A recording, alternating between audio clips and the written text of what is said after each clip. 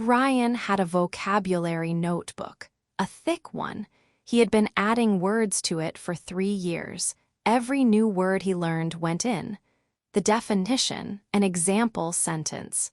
Sometimes a note about when to use it. By the end of the 3rd year, the notebook had over 2,000 entries. He felt prepared. Then one afternoon, his colleague asked him a simple question in English. Ryan knew the answer. He had the idea clearly in his head, but the word he needed was not there. He could feel the shape of it. He knew it started with a certain sound. He had written it in the notebook at least twice, but under the pressure of the moment, it was gone. He used a simpler word instead, a less accurate one that only half said what he meant. His colleague nodded and moved on. Ryan nodded too, but on the inside he was looking through 2,000 notebook entries and finding nothing. This happened to Ryan constantly, not just with rare words, with common ones, words he had studied many times, words he was sure he knew, words that came back to him immediately. The moment the conversation was over, he would be speaking, reach for a word, and find an empty space. Then 30 seconds later, walking away from the conversation, the word would appear, clear, obvious, right there, too late. He started to wonder if his memory was broken. It wasn't. The problem was something else entirely. Here is what was happening. Ryan had learned his words in one condition. Quiet, sitting down, no pressure, plenty of time. He had never practiced using them in a different condition. Talking, real time, someone waiting for his answer, no time to think. The brain stores information in context. This means that the way you learn something affects when you can find it again. If you always study words while sitting quietly, your brain learns to find those words while sitting quietly. But in a real conversation, you are not sitting quietly. You are thinking and listening and speaking all at once. The brain goes looking for the word in the wrong place, because that is the only place it has ever practiced finding it. Ryan did not know this for a long time. He thought the solution was more words, so he added more entries to the notebook. The notebook grew. The problem stayed the same. One evening, Ryan watched a short interview online. The person being interviewed was asked a difficult question. They paused, then they said, "Let me think about how to put this."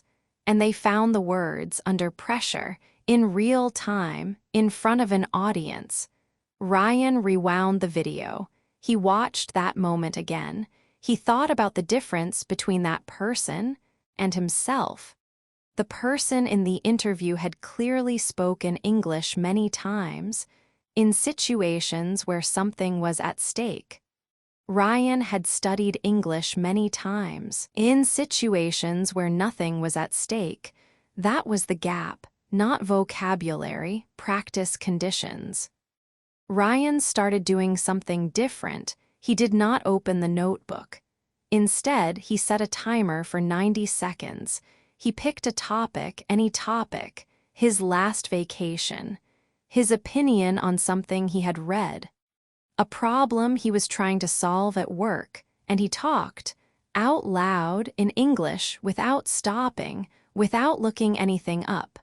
When a word disappeared, he described it instead. He used a different word. He kept going. The first few times were painful. He stumbled constantly. He repeated himself.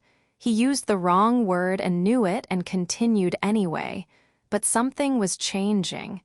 He was practicing finding words under pressure for the first time.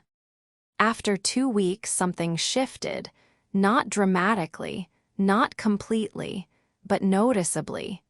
In a meeting, someone asked him to explain something quickly. Ryan felt the familiar reach for a word. The word was there, not perfectly positioned, not instantly. But there, he used it. The sentence came out right. He kept talking. A month later, Ryan picked up his vocabulary notebook. He flipped through it. He still believed in learning new words. That had not changed. But he understood something now that he had not understood before. Learning a word is only the first step. The second step is practicing finding it when you need it, not in silence, not with time to think, in the moment under pressure, in real conditions. A word you can only find while sitting quietly is not yet a word you own, a word you can find mid-sentence. While someone is waiting, that word is yours. So if you have a vocabulary notebook, or a flashcard app, or a long list of words you have reviewed many times, and you still reach for them in conversations and find nothing, you are not failing at memory.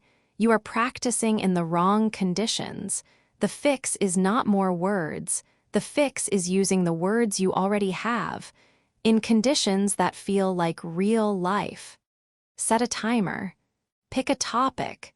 Talk when the word disappears. Describe it. Use a different one. Keep going. Do that enough times, and the words will start to be there when you actually need them. Not 30 seconds later. Right then. When it counts.